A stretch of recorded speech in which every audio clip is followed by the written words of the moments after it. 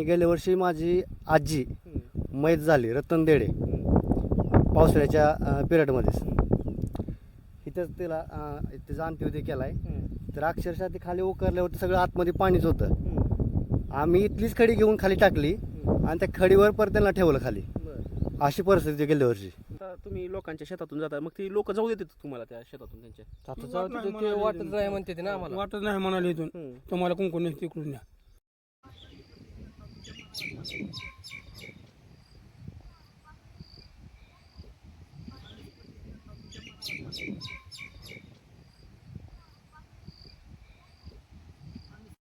कुठेही ते वरील झोपडपट्टीवर मैत हो किंवा गावात मैत हो, मैत करायची परेशानीच आहे. एक ते अशा पिकातून जावं लागतंय आणि तिकडनं झोपडपट्टीवरून आलं तर तिकडनं पण पूर्ण पिकातनं जावं लागतं. आणि वडा आहे मोठा, वडा पास करणं पावसाळ्यात एखादा गेला तर परेशानीच होती. तिकडली मैत तिकडे घेऊन येताच येत नाही, रस्ताच नाही.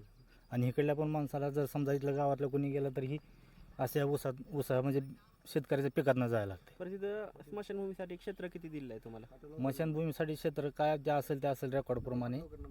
तेवढं काय माहिती नाही, आम्ही रेकॉर्ड बघितलेलं नाही. जे रेकॉर्ड असेल तहसीलमध्ये ते असेल तिथं. ते तुमची स्मशानभूमी बांधलेली का कशी आहे नेमकी? बांधकाम नाही. ते गुत्तेदार आला त्यानं खड खंदलं काय ते पावसात बुजून गेलं त्यानं काहीच केलं नाही.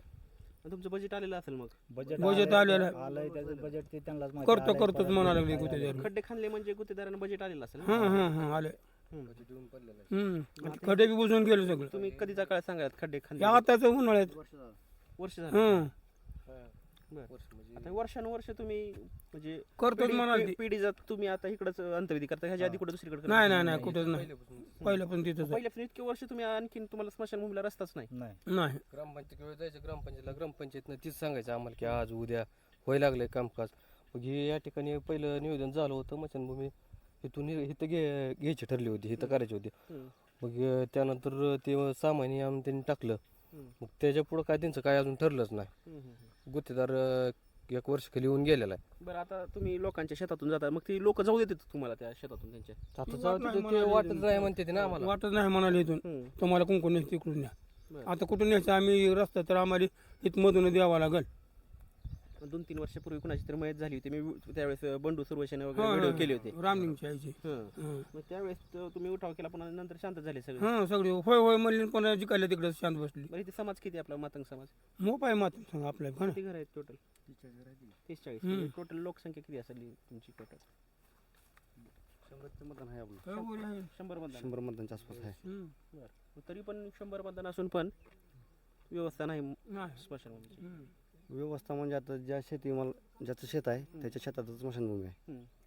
मग त्यांचं सोयाबीन असेल तर ते सोयाबीनमधून जर गेलं तर ती काय अडवत नाहीत, काय नाही. पण आता यावर्षी ऊस आहे, त्या ऊसातून जायला रस्ताच नाही यावर्षी. मग काय ऊस मोडून जायचं त्यांचा. सुदैवानं कुणाला काय होऊ नये, पण समजा जर झाली तर मग ऊस जर मोठा झाला तर नाहीच लय अवघड आहे. आता ऊस मोठा झाला आहे. आता जायला येत नाही मधून. जायला आता आपलं बघायची जायला जागा नाही तिकडे. तर प्रेक्षकांनो, आता तुम्ही पाहिलं असेल की या ऊसातून यावं लागतं लोकांना. आता हे ऊस आहे म्हणून बाकीचं कुठलंही पीक असेल तर पिकातून यावं लागतं. खरं तर पाऊस पडल्यानंतर यांची जास्त आपदा होते. गुडघ्या इतक्या चिखलातून यांना मयत घेऊन यावी लागते इकडे. आणि जर गावात मयत असली तर ठीक आहे, इकडून शेतातून लोकांच्या काही तर लोकांना हातपाय जोडून लोक येऊ देतील शेतातून. पण इकडून जर पाहायला गेला तर इकडून एक पाण्याचा मोठा ओढा आहे, त्या ओढ्यातून कसलंच येता येत नाही. असं जरी मयत घेऊन यायची म्हणलं रिकाम्या ओढ्यातून तरी घेऊन येता येत नाही. पावसाळ्यात तर घेऊनच येणं अशक्यच आहे. आता इथल्या स्थानिकांना, मातंग समाजाच्या गावातील नागरिकांना विचारू की त्यांच्या नेमक्या समस्या काय आहेत. बोला, आणखीन काय तुम्हाला वाटतं याच्याबद्दल? तुम्ही शासन दरबारी याच्याबद्दल काय काय केलं आहे का याच्या आधी? आम्ही शासन दरबारी आमची एकच विनंती आहे की आमच्या स्मशानभूमीचा प्रश्न मार्गी लावा, आम्हाला रस्ता करून द्यावा किंवा आम्हाला दुसरीकडे स्मशानभूमी द्यावी. बरं, आता आपण वेगवेगळ्या गावांमध्ये बघत असतो की एक गाव एक स्मशानभूमी. आमच्या गावामध्ये कमीत कमी प्रत्येक धर्मासाठी, प्रत्येक जाती पोटजातीसाठी सुद्धा वेगवेगळी स्मशानभूमी आहे. मातंग समाजासाठी वेगळी, बौद्ध समाजासाठी वेगळी, चर्मकार बांधवांसाठी वेगळी, SC समाजातील जे 3 ते 4 घटक आहेत त्यांच्या सगळ्यांसाठी वेगवेगळ्या स्मशानभूमी आहेत. कारण इथं चर्मकार समाज जो लिंगायत आहे तो दफनविधी करत असतो. मातंग समाज इथं जाळण्याचं काम करतो, अग्नी देण्याचं काम करतो.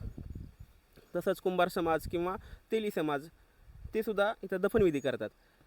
मराठा समाजासाठी वेगळी स्मशानभूमी, बौद्ध समाजासाठी वेगळी, आणि अशी मातंग समाजासाठी वेगळी, मुस्लिम समाजासाठी जी स्मशानभूमी आहे ती वेगळी आहे. ठीक आहे, धर्म वेगळे आहेत त्यामुळे ते स्मशानभूमी वेगळी असू शकते. पण आपण बघायला गेलं तर माणूस मेल्यानंतर आपण म्हणतो की मोक्ष भेटतो, पण इथे लोकांना जिवंतपणी तर भेटत नाही, मेल्यानंतर सुद्धा मोक्ष भेटण्यासाठी वेगवेगळ्या स्मशानभूमी कराव्या लागतात.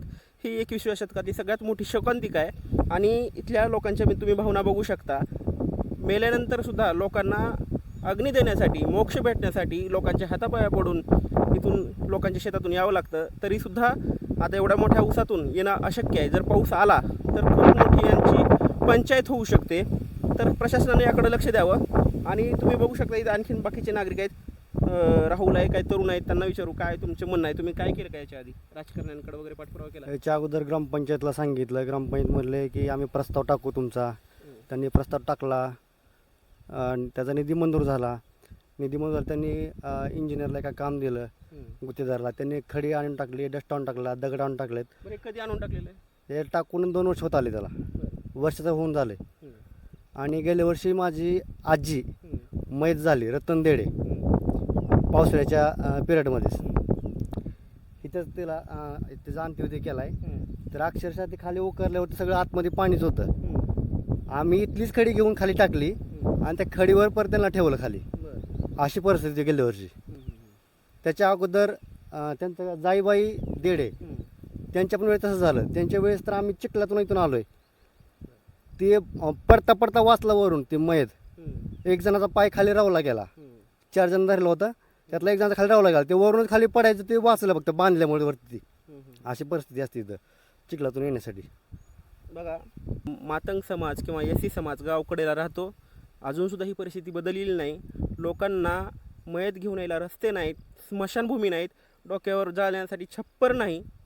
तरीसुद्धा आपण हिंदुत्व करत असतो. हिंदुत्वामध्ये सुद्धा पोटजातीमध्ये सुद्धा एवढाच जातीयवाद आहे. लोकांना वेगवेगळ्या स्मशानभूमी आहेत. हे कधी चित्र बदलेल हे तुम्ही मला कमेंटमध्ये नक्की सांगा. आणि हे चित्र बदलेल का, आणि याकडे प्रशासनाने सुद्धा लक्ष द्यावं. चिखली प्रशासन असेल किंवा जिल्हा प्रशासनाने सुद्धा लक्ष द्यावं आणि यांना रस्ता लवकरात लवकर मंजूर करून स्मशानभूमीचे व्यवस्थित बांधकाम करून देण्यात यावी.